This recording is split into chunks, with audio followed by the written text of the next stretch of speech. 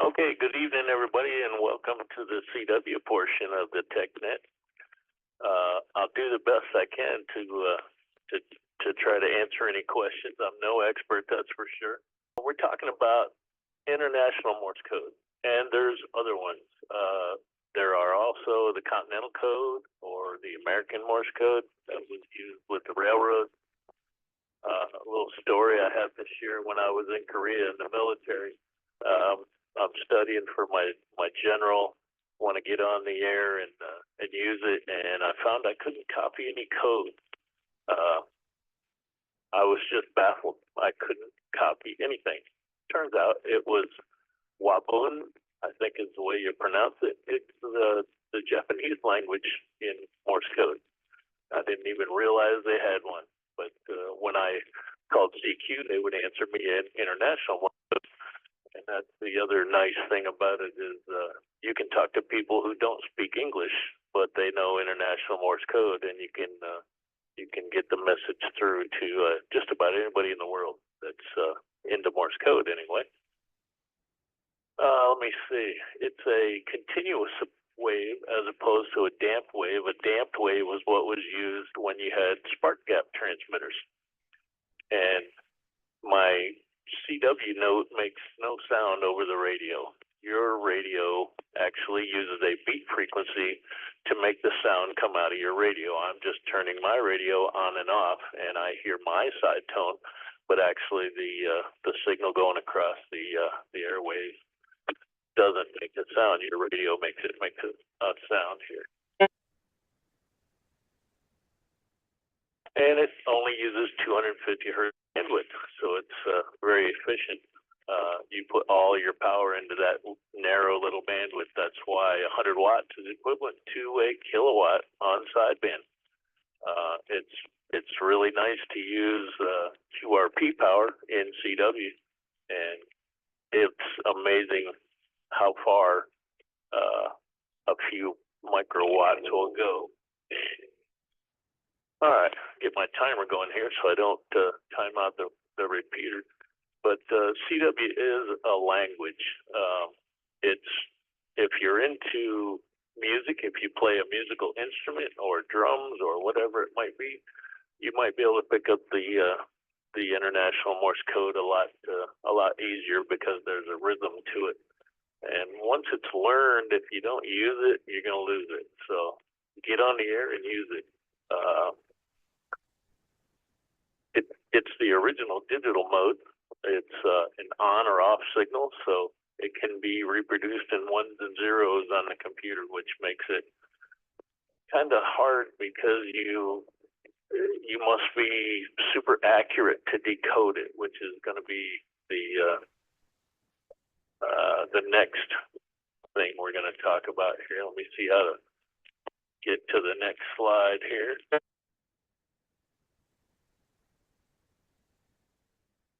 All right, here's a few things that are very interesting reading. The first two here are free. You can download them as a PDF off the internet. The Art and Skill of Radio Telegraphy by William G. Pierpont. And Zen and the Art of Radio Telegraphy, both very interesting reads. And a lot of internet searches can find so many resources. There's a lot of apps for your mobile device. Really no excuses why not to. If you're making your New Year's resolution, here's a few do's and don'ts. Try to practice regularly, even if it's just a few minutes in the morning and a few minutes in the evening. Any kind of practice is good practice. If you keep it fun, children learn from playing. They imitate, and they learn by having fun. Use all the forms of learning you can. Your computer, your phone. You can be code happy, and you learn to speak dits and dots. Okay, so you're driving down the road. You're converting signs into CW by speaking CW. License plates are a good combination of letters and numbers, and it's a good idea to have a buddy to practice with.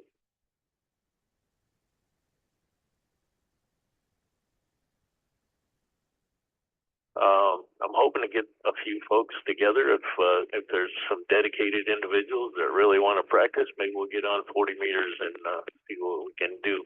But it's a good idea to do it every day. See what we can do. If you don't know code at all, it's a good idea to get on with Long Island CW Club or CW Ops. You can go to Morse.Ninja. He's got just unbelievable amounts of stuff on YouTube. You'll find the Morse Ninja on YouTube, and he's got all kinds of bios that you can listen to. G4FON is another site that's nice code practice software. You can use a decoder. In other words, they make them for your phone. They have them on your laptop. If you do it, if you use it as a crutch, you'll never completely get to where you want to be. I have used one just to verify if it's content or something. I'm copying it in my head.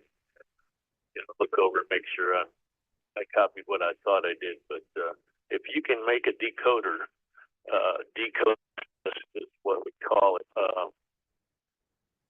If you can make the decoder decode, you get on the radio. It's amazing. Now iPhone has one called GG Morse, and any kind of practice is good practice if you're really into it. Some things you don't want to do is you don't want to look at a chart with dots and dashes.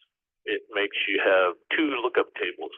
Okay, lookup tables can be built in your head, and it slows you down to look up the dots and dashes. If you think about dots and dashes, you hear something, you have to look it up in your head, and then either write it down or convert it into the letter. Just a bad idea. I did it the wrong way. The American Radio Relay League still does it the wrong way. They start you out at 5 words a minute, and then you hit a plateau, and you get really, really frustrated, and you finally break through that, and you get to like 15 words a minute, and you're stuck there forever. So not a good idea. The decoders don't work very well with QSB, which is fading, QRS, which is slow code, QRN is natural noise, QR Mexico is man-made noise. And handset code can be like on a bug, it can have quite a swing to it. And the decoders like machine language. They like stuff that's exact, and you're not going to get that out of your radio. You're going to have static and background noise and all kinds of stuff. They just don't work very well.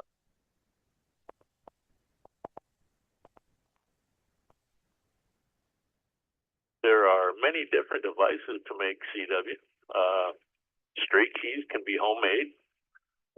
The sweet pump key is another design, and the picture there in the middle of the screen is a copy of Alfred Vail's correspondent. It was the first Morse code key, and they actually had a lookup table. They would transmit numbers in Morse code, and then look it up and decode it and write down what they said. So they did away with that real quick. It wasn't real good.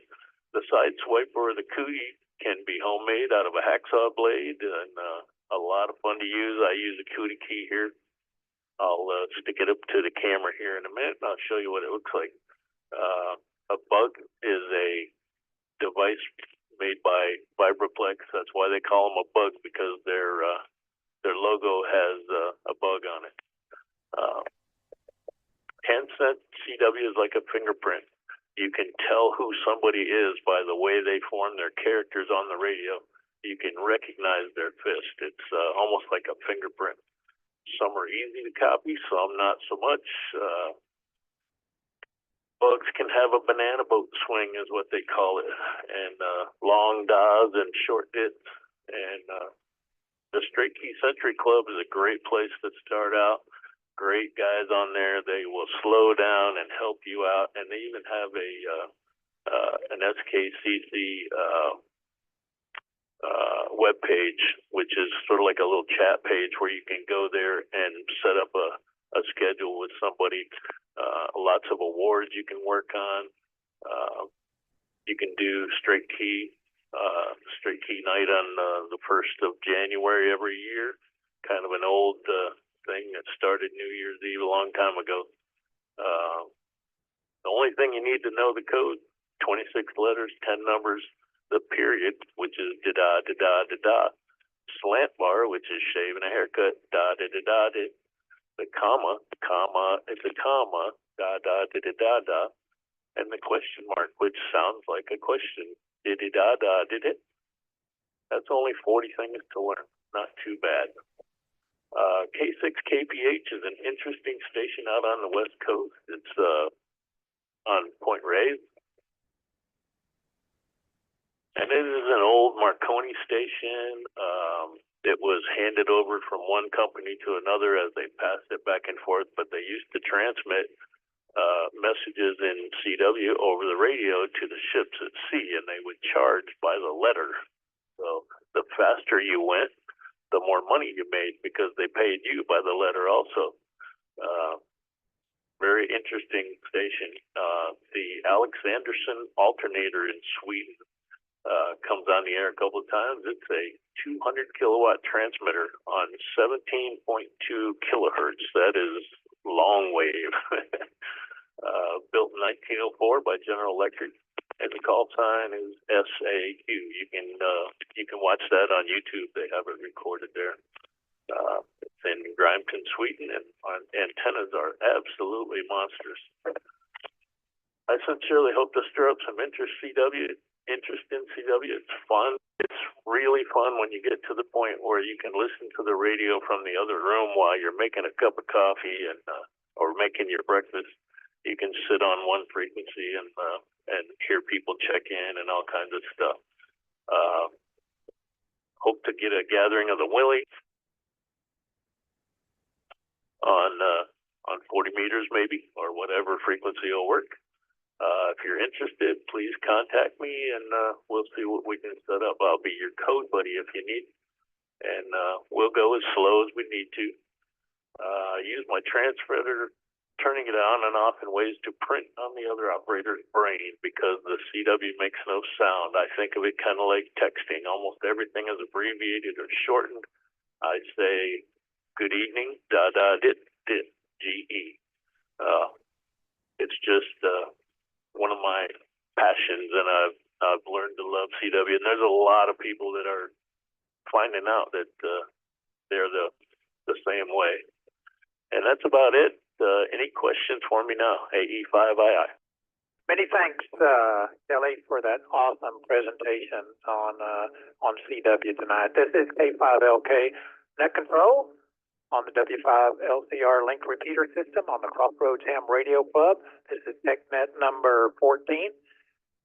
We're going to really thank Kelly very much, and now we're going to put him to work, answer questions or respond to comments about his presentation. So we're going to open the net up for any comments or questions. We will take a few call signs at a time and then call on each of you at that time. Anybody with a question or comment regarding Kelly's presentation, please give your call sign followed by your name slowly and phonetically. This is K5LK. This is KJ5ADO. Hey, Brenda, KJ5ADO from K5LK and AE5II. Your turn, ma'am. Kelly, thank you for the great presentation. Your passion for CW, definitely came through on that. So as a beginner, do you suggest starting with the straight key? There's a couple of schools of thought there, AE5II.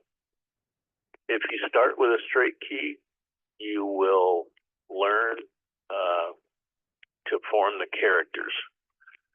In my view, if you start with a keyer, it may be a little quicker to get on the air because the keyer will form the dashes and dots. It's up to you to do the timing, because if you leave a little extra space here or there, it turns into a different letter.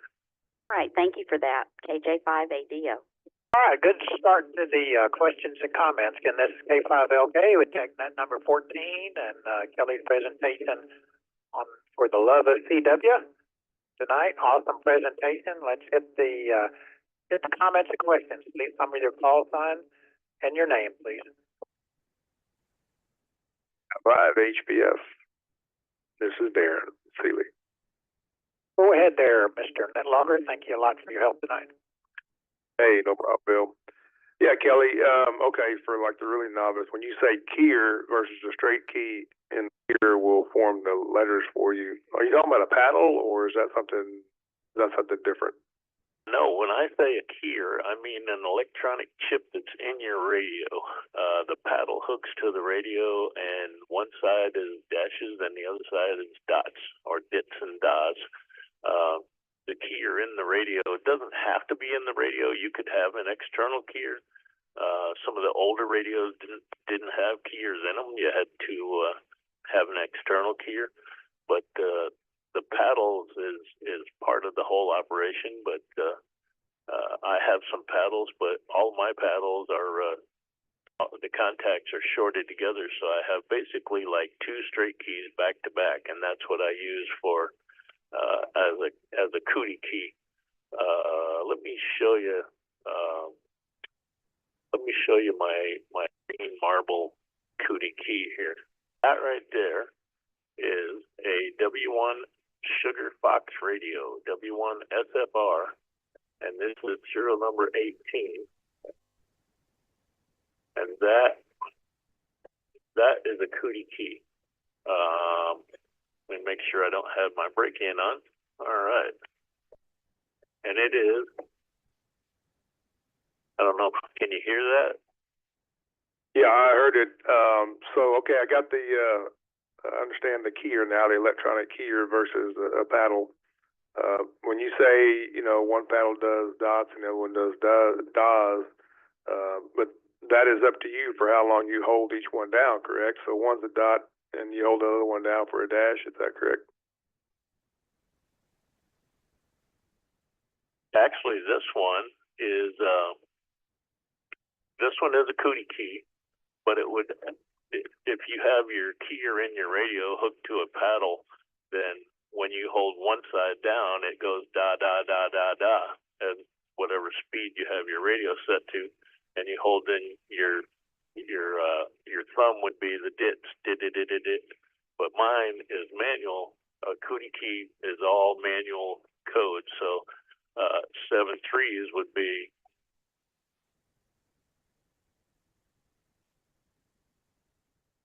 So that's what 73 sounds like manually. So again, you're doing it when it's manually. You have to hold it down longer to make the DA sound versus the dit. Yep, that's correct, and that's what the Straight Key Century Club is. They want you to have hand-formed CWs so that you have your own fist, your own signature.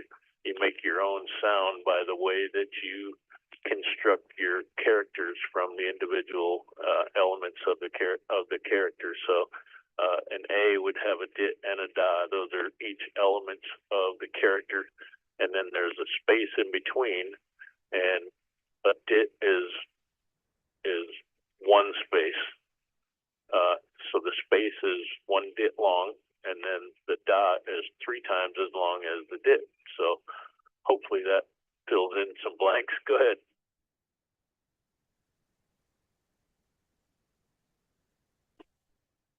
Yeah, that definitely answered a lot of questions. All of them I had that came to mind right now. So I appreciate your explanation on that. So I'll turn it back over to Net Control. Go ahead, Bill.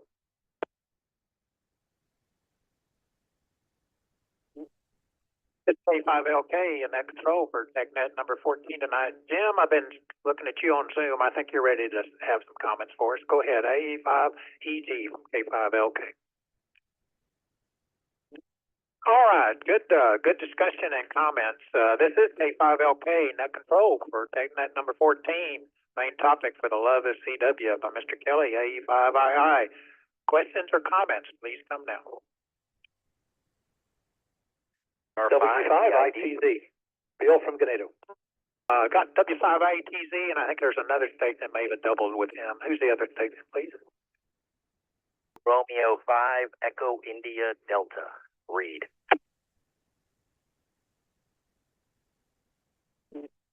Okay, we'll turn it over to Reed, KR5EID, and then we'll turn it over to Bill, W5ITZ. Go ahead, Reed. Mr. Bill, good evening to all. Question I have regarding CW, is there any special etiquette or concerns when you're exercising CW over a repeater? For instance, I know we don't like to call CW over repeaters.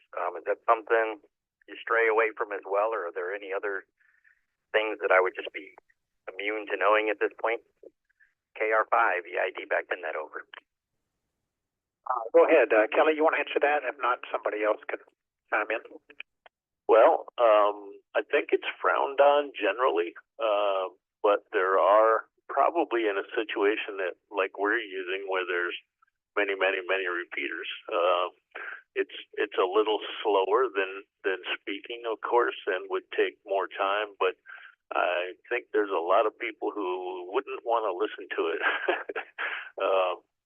Especially the people that are not interested in a standalone repeater with permission from whoever owns it, or if you own the repeater, probably not a problem. But in our situation, probably not a good idea. But legally, CW is allowed on any frequency we're allowed to transmit on, even on sideband frequencies or whatever. There's nothing that says you can't use CW there. It's called MCW for modulated CW on a like a repeater on an analog situation like that. AE5II. Reed, did that help you out on your question? I appreciate that, and thank you, Kelly. KR5EID.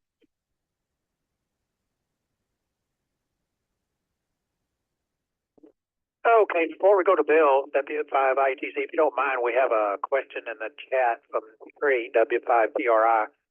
Would you recommend listening first? I mean, starting out with listening, obviously, to learn the code. Kelly, you want to answer that? Oh, yes, sir. You got to start out listening. If you don't, if you don't know the code, then you can't transmit. But definitely, listening is the way to go. You have to hear the sound and either commit it to memory or write it down. Most people start with writing. So I would start with a computer program, or by setting up a class with Long Island CW or CW Ops, and they will. It doesn't take really very long. There is key fright, just like there's mic fright. People hesitate to get on the air, even though they know that they know what they're doing. They just the nerves get the better of them. But there are people, especially Long Island CW, that will get you on the air, and they'll go like Zoom like this, and then on the radio at the same time, and they'll kind of hold your hand and get you through the first QSO, and the first QSO is what we call boilerplate. Name here is, radio is, antenna is. Okay. You don't have to search for something to talk about. You're just talking about the things that you're using to communicate with the other fella, and he does the same thing back. But I would definitely listen first. Okay. Yeah, on his presentation tree, if you have it, where it says dues continued, that portion, it talks about several of the sources to help learn CW, and I think those are some good ones. Anything else you want to add there, Kelly? Nope. jump in with both feet. Anybody that's thinking about it, get started. It takes like 10,000 hours to be able to get to the point where, like where I am, where I go in and make my breakfast and listen to QSOs on the radio. But it doesn't get that involved earlier on. It's not something that is that difficult. It's just memorizing a few things and going over and over and over, and it starts popping in your head, no problem.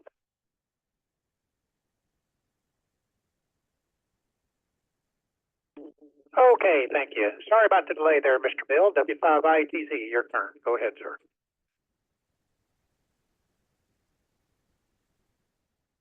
Yeah, no problem at all, Bill. Kelly, great presentation. Thanks for setting that up for us. Back in the early 90s, I did actually pass a 5-word per minute test to continue upgrading my license, and shame on me, I never had a CW QSO, so that is totally lost, and I'm starting from ground zero. My question is very similar to trees. I know that there are a lot of abbreviations used, a lot of the Q codes used in Morse code, and the protocol seems a little bit different on a CW conversation. So I'm assuming it's good to go ahead and use a trainer to be able to recognize at least the characters that are being sent, and then to listen to live conversations to kind of get the feel for the flow of a conversation before you jump in. Is that a fairly accurate statement? Absolutely, Bill. That is the way to do it. Like anything else, you have your jargon and stuff like that. It's almost like texting. After I trade call signs, I say, "Hey, Bill, this is Kelly. GE, dit, good evening." And then when I want to tell him my name, I use OP, dit. Operator, OP is, and then I use my initials, KC, dit. Okay, so that's how abbreviated it can be. UR is dit. UR 599, or whatever the signal report is, and then we use BK to turn it back to the other person. Da.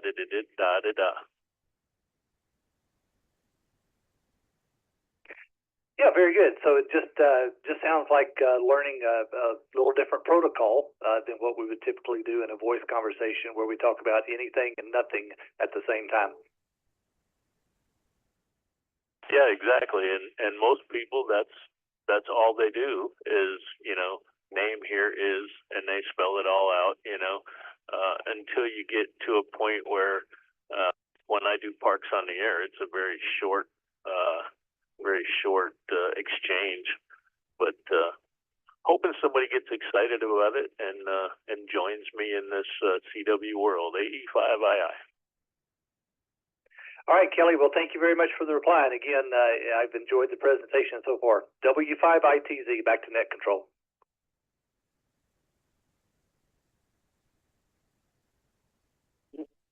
Awesome questions and answers and comments and all kinds of good information, Kelly. This is K5LK, Net Control for the Crossroads Ham Radio Club Tech Net number 14 tonight. We're talking about For the Love of CW. We got plenty of time. More questions and comments for Kelly. Please come now. K4VMG. With question.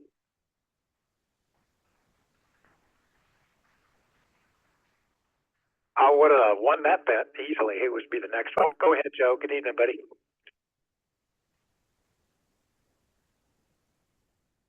Hey, good evening, Net Control Bill and Kelly. I'm curious, I've always called it computer CW.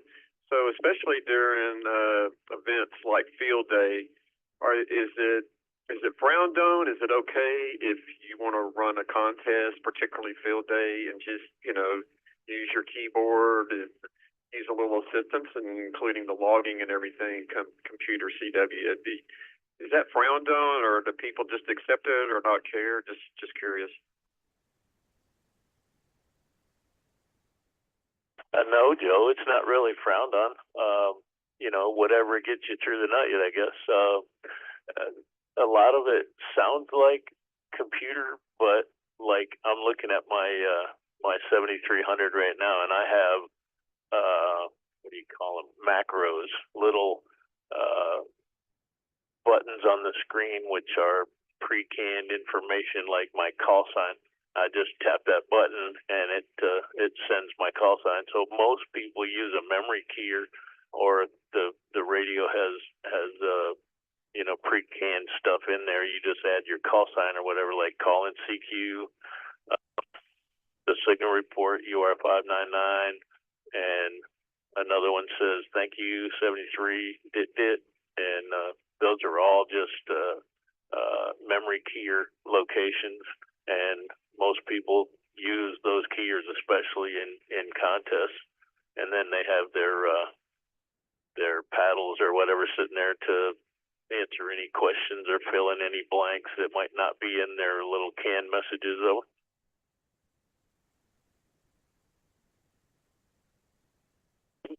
Okay, very good. Thanks for that. And my last question, you know, I started out as a novice back in 1975, 5 words per minute. Actually, stayed a novice for 2 years because I just fell in love with CW.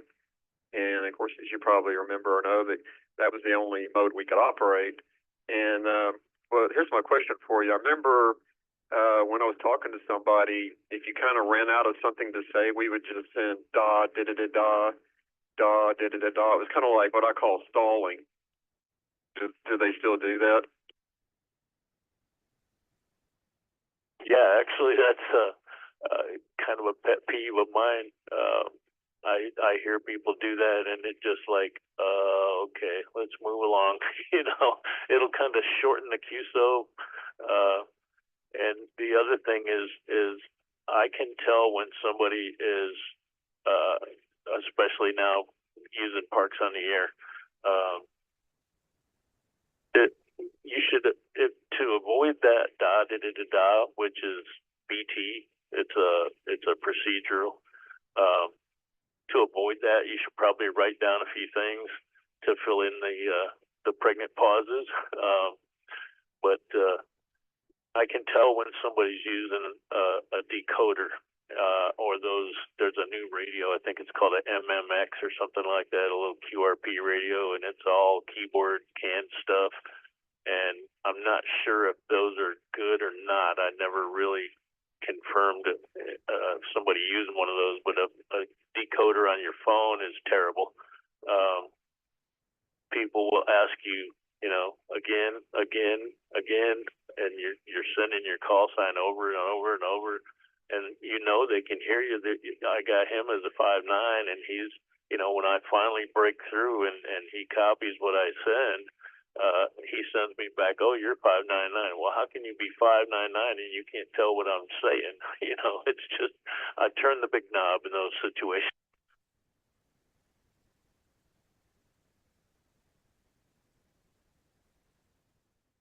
Very good. I remember those days well. Thanks, Kelly. Appreciate it. Back to you, W5BSA. One more comment. I don't want to come across as a CW snob and chase people away. I want people to embrace it just like I did.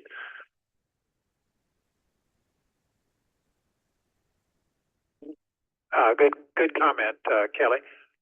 K5LK, net control tonight for our Tech Net on Crossroads. We had a comment in the chat, Kelly, that Morse.Ninja, they couldn't find that website, but if you go to morsecode.ninja, seems to pick it up. Do you know if there was a typo there, Kelly? Yeah, I have been known to make mistakes, and that looks like one of them. Overlooked that somehow.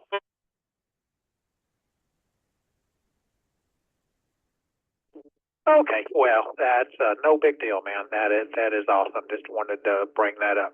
All right. Any other comments or questions for the presentation? We'll take one more round. Please come now. This is K5LK.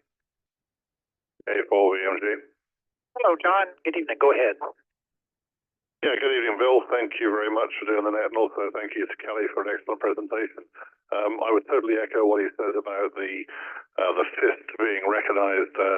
I worked with many radio operators at sea who would recognize another person's fist, as it were, and said, "Oh, that's my buddy John on the whatever ship," and everything else before they'd even introduce themselves, so they'd recognize that straight away. And that's out of hundreds of people. I think the issue that I think a lot of us face is that we tend to get out of the habit. Like you, I'm in to get back into CW, and I need an excuse, and this is probably the excuse I need. But it's just a question of getting the practice and getting back into it. So hopefully, I used to do slow morph. I say slow morph, 10 words a minute type style with a good friend here, but we seem to have got out of the habit because he basically.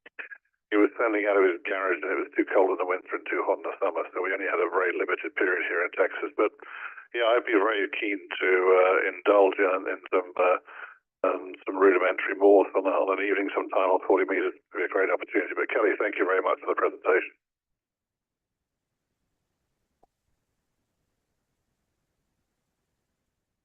He gave you the thumbs up there for sure. Thank you, Kelly. Let's go to Jim. I see him. I think he's wanting to talk on AI5EG, K5LK. Go ahead, Jim. Yeah, are you copying me okay? Yes, sir. Go ahead. AI5EG here. Hey, Kelly, what are your thoughts on what we call the Farnsworth method, where you do the character speed at the speed you want to go, maybe start out 20 words a minute, but leave a lot of extra space between the letters, rather than go 5 words a minute, traditional speed. Can you comment on that?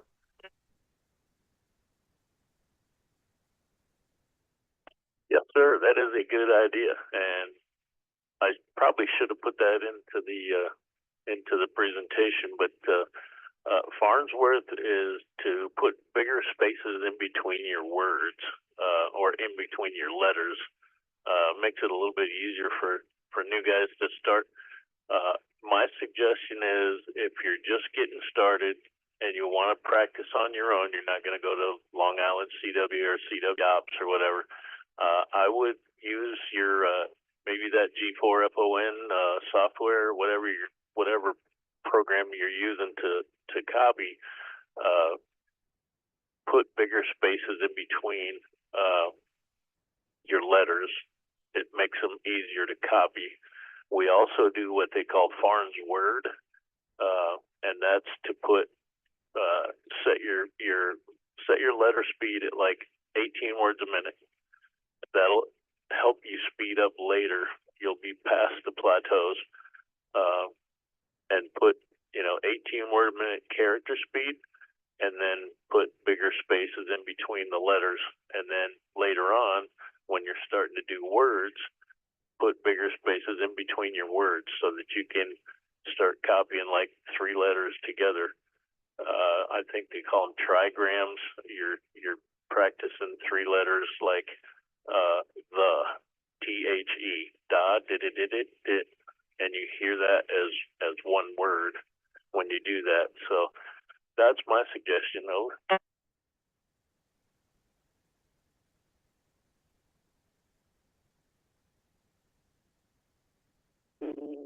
That answer your questions, Jim? Yeah, I just wanted to throw that out there because I think the mistake that I made is at 5 words a minute, the letter speed was 5 words a minute. Be better off to make the letter speed, say 18, and then make the character speed 5 words a minute. You got a lot of time. Then you hear the letter as a sound rather than counting the distance dashes. Anyway, good job, Kelly. Thank you. AI5EG. Thanks, Jim. There's also a guy, I think his name is Koch, K-O-C-H. It's a German name.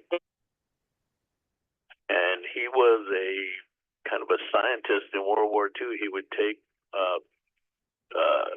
Jewish prisoners, especially the women, and he would teach them code 1 letter at a time. And he would change the speed depending on on each experiment. He might take 3 or 4 students and make them learn a letter at 25 words a minute, character speed.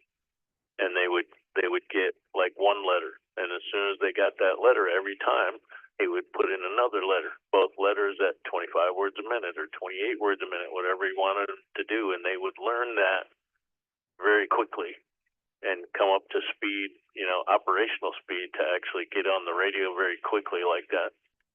Cool. Thank you for sharing, Kelly. All right. Thanks again, Kelly. You'll be able to sit around for the RAG-Q on Zoom, Kelly? Yes, sir. Okay, good deal. This K5LK, before we go to late check-ins, we just want to open the net to any amateur radio tech-related questions. Anything that has the technical side of amateur radio, please come now with your call sign. We'll recognize you and throw it out to the group, see if we can help you. This is K5LK. All right, no, be bashful. Come on now. It's got to be some Q&A. Somebody got to come up with here. Please come now. I've got a comment about some success me and a couple other guys, Reed and Josh, have had. We started off really having fun with the International Space Station with their broadcast slow scan TV pictures, and they ended that officially yesterday. They'll probably start it up usually for some special event, and then we were kind of going, oh man, what are we going to do now? Let me let it drop here a second. But anyway, actually so we said, well, let's try to, there's a repeater on the ISS, and you go up on VHF, and then the downlink's on UHF. And what we discovered, even though we don't really have true satellite antennas, we've all got common or diamond verticals. And so what we discovered with using the ISS Detect app, when the space station comes over at a fairly low angle of attack, then your vertical is actually reaching out broadside anyway. We've had really good luck listening to conversations, and I actually had a two-way for the first time with it last night, just using my vertical. So it's really exciting. And that repeater, to my knowledge, it's always on. So if nothing else, when it comes over, it's pretty easy to listen to the conversations. And anyway, and give it a whirl. Even with whatever antenna you have, it's a lot of fun. You never know what's going to happen. Anyway, back to you guys, W5 BSA. Yes, I have KRU as a question. Oh, that's awesome, Joe. Thanks for sharing.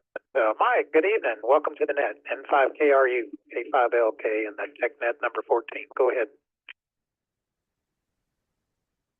Okay, thanks, Bill and the net. Yeah, I had a question for Joe. Let me turn this radio down.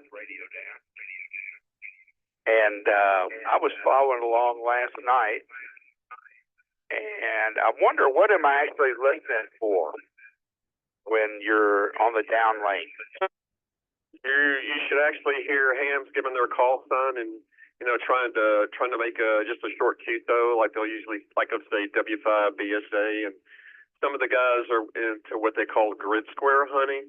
So sometimes they'll just give their call sign because the exchanges are pretty quick, kind of like what Kelly's talking about in contests there. But every now and then you'll hear them give out their grid square for people collecting grid squares.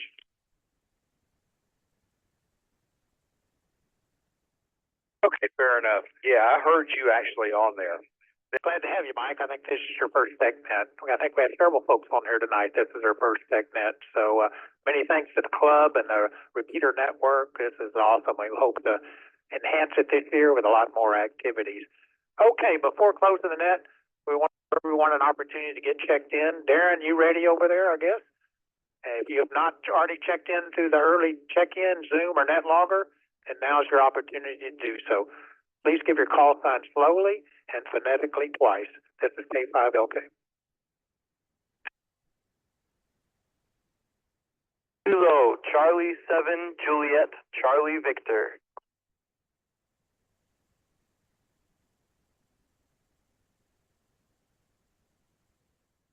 Is that Kilo Charlie 7, Juliet Charlie Victor? Is that correct? Yes.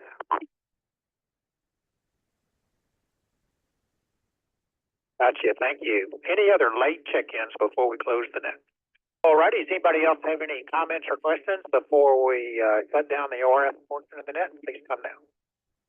Kilo Tango 4, Echo Mike Tango. I have a HF antenna question. Is that appropriate?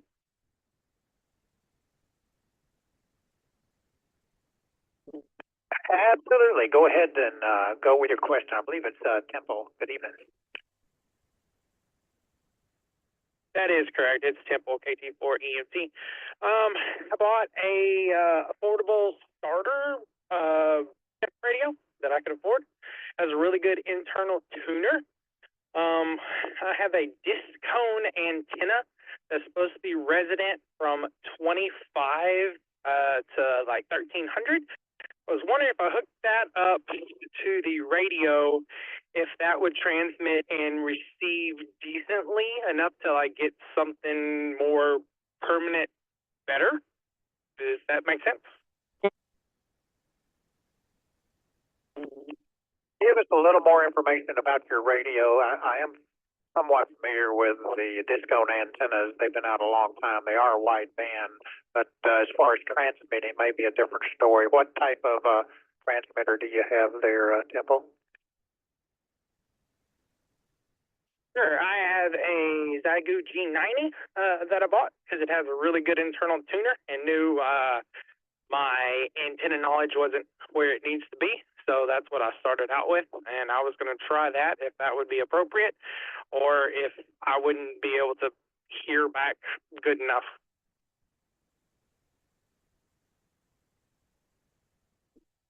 Yeah, that's a good question. With the G90 with an antenna tuner on a discone wideband antenna, anybody got any thoughts, experience on that setup? Any experience? Please come down. 85, I asked. Go ahead, Kelly.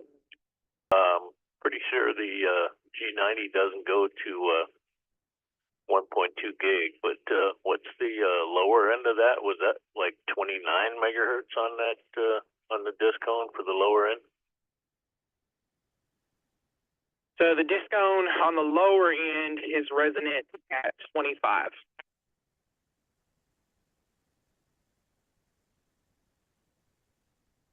Okay, so let me see.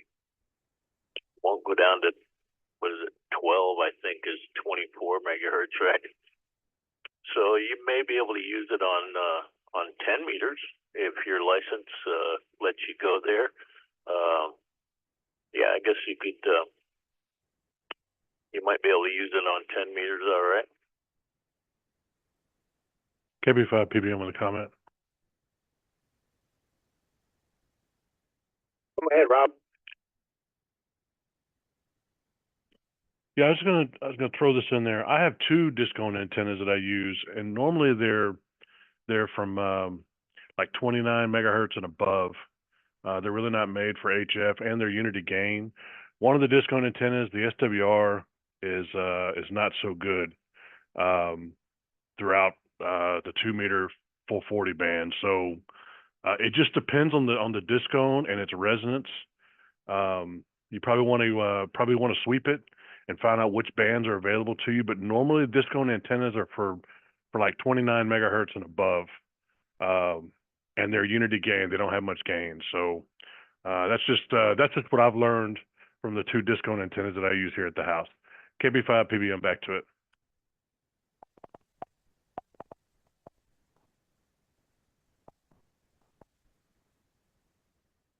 Hey, Temple, what you might want to do, I'm good at YourSend. Just go to YourSend.com. My call sign's K5LK, Kilo 5 Lima Kilo.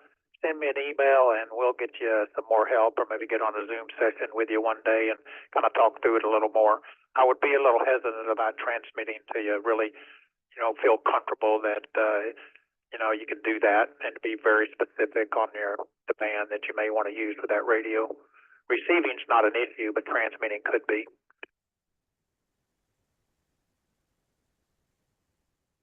Well, that's clear. Thank you for the information, sir. I'll probably get with somebody for a little bit more help on that. So thank you for the information. KT4MT, clear back to net.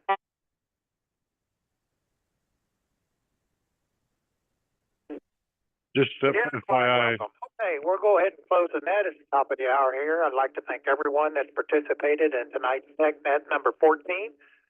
Also, we want to give a big thanks to our Tech Net team members who helped in making tonight's Tech Net a rousing success, as they say. If you have any questions regarding the Tech Net or would like to possibly learn more about the team and join us to help put on these events, we'd love to hear from you. Again, you can send an email to info@crhrc.org, info@crhrc.org, or you can contact me. I'm good on QRZ at Kilo 5 Lima, Kilo K5LK. Please note again that many of us will remain in the Zoom session for a general rag queue. We'll now close the RF section of the Crossroad Ham Radio Club's monthly TechNet. This is K5LK, returning its awesome repeater network back to normal amateur radio use. 73, everybody, and good evening. You have been listening to a TechNet presentation of the Crossroads Ham Radio Club. For more information on this club, go to www.crhrc.org.